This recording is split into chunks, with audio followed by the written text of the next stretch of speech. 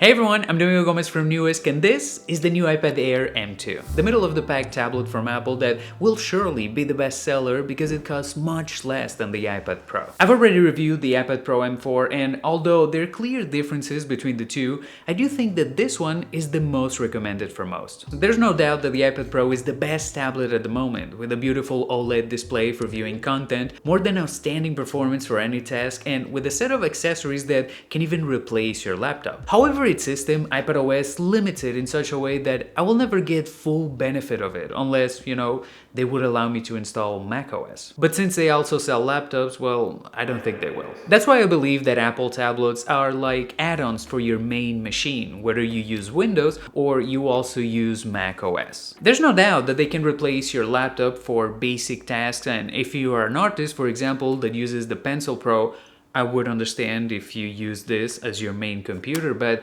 for most people, the iPad Air is more than enough. The unboxing of the iPad Air is very similar to the iPad Pro, so you don't feel like you have paid almost half as much for this tablet. This time I bought it in blue, although depending on the light it changes color. It comes with its wide USB cable, and in the US it also comes with a charger. The tablet itself is beautiful, and although this color is not as saturated as I would like it to be, the truth is that it doesn't get dirty so easily, unlike the iPad Pro in black, as well as its rear camera design, which is nicer in my opinion. The only thing they could improve in this regard is in relation to the thickness of the screen bezels that in the past 2 years they have not had any improvements. It would also be nicer if their overall weight was a little bit lighter than that of the iPad Pro, but just as with its thickness, I don't think it's that important. This is more of a marketing thing than anything else, because why would I want it to be even more thin than this? To bend it? But now I want to talk about its screen, that when you compare it to the previous iPad Air, it does not have any significant change, unlike the iPad Pro with its new tandem OLED display. When you look at them side by side, well, yeah, there's a big difference, not only in the maximum brightness that the Pro version achieves, but also in the color saturation, which looks so much better. But this is something that you will only notice if you put them side by side, as the iPad Air screen,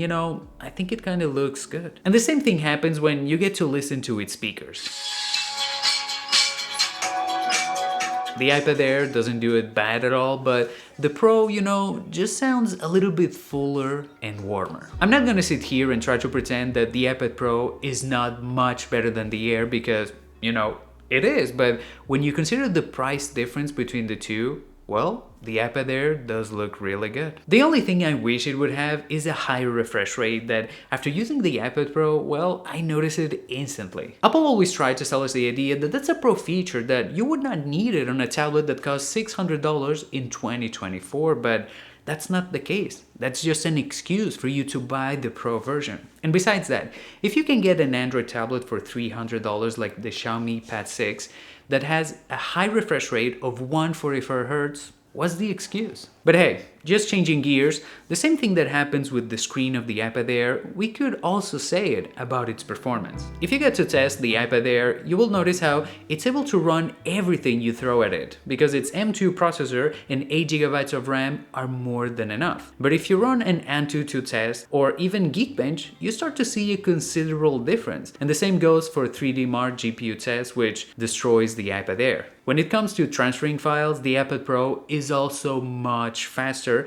thanks to its Thunderbolt 4 connector. But then we end up in the same dilemma, that is, iPadOS does not take full advantage of this power. And it's for that reason that the iPad Air with the M2 is a better choice in my opinion. Because if you want to watch series like Windbreaker, or read the best boxing anime with a tablet, or use it as a companion device for your PC, this one will give you a very similar experience for a much lower price. And even if you're an artist, you won't need to spend more money to buy the Pro, because this one is compatible with the new Pencil Pro. What means that you can see the floating pointer, you also have the double tap menu, and all the new features related to this new product. But if you use the iPad for meetings, video calls, and so on, this one also has the front-facing camera reposition, and the quality, I think it's pretty close to the Pro. I could go on and on with more examples, but I think you get the idea. The 11-inch iPad Pro Air M2, I think it's the most balanced tablet that Apple has right now, especially if you consider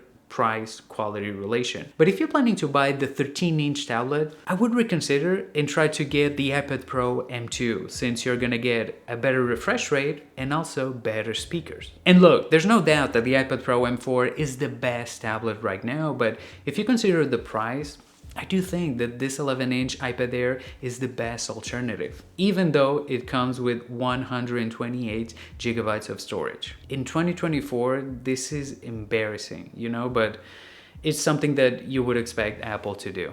But anyway, that's just my opinion. I really hope you like this review, and if you have any questions, you can leave it in the comments. I see you in the next one.